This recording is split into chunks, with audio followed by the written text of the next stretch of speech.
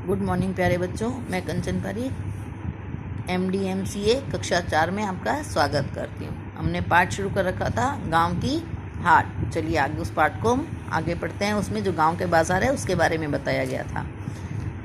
गांव वालों को सुदूर शहर जाकर सामान लाने में बहुत असुविधा होती है। सुदूर शहर यानी कि दूर शहर में जाकर सामान लाने में बहुत मुश्किल होती है। इसलिए गांव के जो बीच में होता है किसी बड़े मैदान में एक हाट लगती है।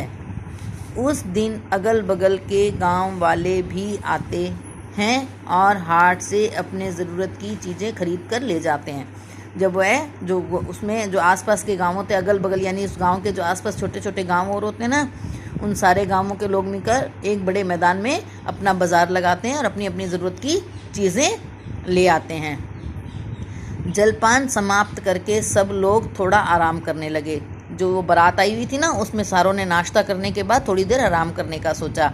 हमारे पास थोड़ा समय था, चाचा जी मुझे हाट दिखाने ले चले। जो उसके चाचा थे ना, उन्होंने उसको हाट दिखाने के लिए ले गए। मैंने पहली बार गांव की हाट देखी थी। मैंने वहाँ एक छोटा सा किंतु गठा हुआ बाज़ार देखा। जो उनका बाज़ार था वो छोटा सा था, लेकिन बहुत बढ़िया तरीके से लगा हुआ बाज़ार था।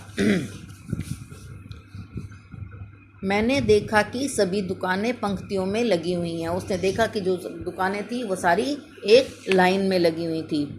दुकानों में अलग अलग प्रकार की वस्तुएं बिक रही थी। किसी दुकान में केवल गुड़ बिक रहा था तो किसी में केवल मिर्च मसाला। जो अलग अलग दुकानें थी ना, किसी में गुड़ था, किसी में मिर्च मसाले थे। कहीं चावल की दुकानें हैं तो कहीं बर्तनों की, कहीं कहीं कपड़े बिक रहे हैं तो कहीं कृषि के औजार। यहाँ बिक्री के लिए ज़रूरत की सभी चीज़ें आई थी। उस बाज़ार में थी वो जितनी ज़रूरत की चीज़ें होती है वो सारी मिल रही थी। बच्चों के लिए खिलौने भी बिक रहे थे। अधिकतर खिलौने मिट्टी के बने हुए थे। बांसुरी, डुगडुगी, तुरही, झुनझुना आदि भी तेज़ी से बिक रहे थे।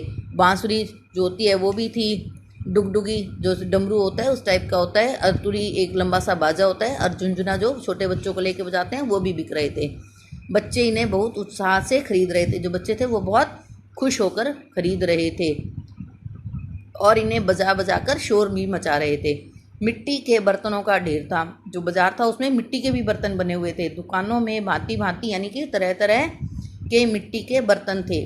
रोटी बनाने के लिए तवे, सब्जी पकाने के लिए कढ़ाइयाँ और चावल पकाने के लिए छोटी बड़ी हांडियाँ भी थीं। जैसे आपने देखा है छोटी छोटी सी गोल गोल सी होती हैं बनी हुई, वैसे ही उनको हांडियाँ कहते हैं। उनमें हम कोई भी चीज़ बनाते हैं। पानी रखने के लिए बड़े बड़े घड़े भी थे। मिठाई की दुकानों में लड्डू, पेड़े, खाजा, बालूशाही आदि मिठाइयों की भी भरमार थी। जो मिठाई की दुकानें थी ना, उसमें ये सब तरह तरह की मिठाइयाँ हैं जो मुझे उम्मीद है आप सब ने खाई होंगी। गरम गरम जलेबियाँ भी छन रही थी, यानी कि वहाँ गरम गरम जलेबियाँ भी बन रही थी। स्त्री पुरुष, बड़े बूढ़े बुढ़ियाँ, बच्चे बच्चियाँ दुकानों में बैठकर मिठाइयाँ और जलेबियाँ खा रहे थे। और जितने भी थे वहाँ सारे लोग मिठाइयाँ खा रहे थे। बड़ा ही मनोरम यानी मन को अच्छा लगने वाला दृश्य था। जो ऐसी जगह थी जो बहुत अच्छी लग रही थी। दुकानदार बेच रहे थे, खरीदार खरीद रहे थे, लोग मुलाकातें भी कर रहे थे और बातें भी, यानी कि जो लोग थे वो आपस में एक दूसरे से मिलकर बातें कर रहे थे। ऐसा लग रहा था कि ये हाट नहीं एक छोटा सा मेला है। ऐसा लग रहा था मानो ये हाट नहीं है, एक छोटा सा मेला है। मैं गांव की हाट से वापस लौटना नहीं चाहता था।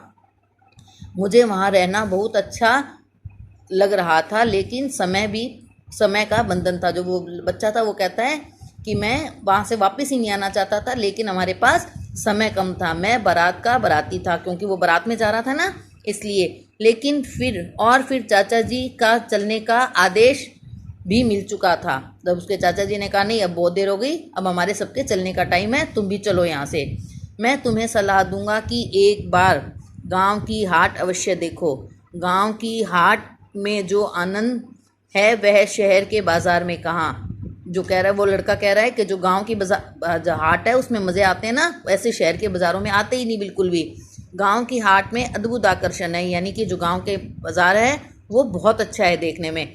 ऐसा आकर्षण जिसका मैं ठीक ठीक वर्णन नहीं कर सकता। वो कह रहा है मुझे इतने मज़े आए कि मैं तुम्हें उसे शब्दों में बता नहीं सकता।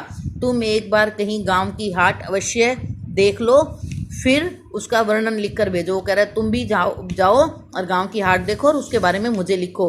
पत्रोत्तर की प्रतीक्षा में, यानी कि पत्र वापस मिलने की प्रतीक्षा में, तुम्हारा अभिन्न मित्र, तुम्हारा जो सबसे गहरा दोस्त होता है वो संतोष, यानी कि जो बच्चा है जिसने पत्र लिखा है उसका नाम संतोष था।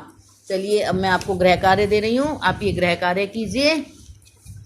इसमें आपको सही गलत के निशान लगाने हैं और इन दोनों के विपरीत शब्द लगाने हैं ए लगाकर, जैसे स्वस्थ का अस्वस्थ और प्रसन्न का अप्रसन्न। चलिए ये आपका गृह कार्य है। धन्यवाद।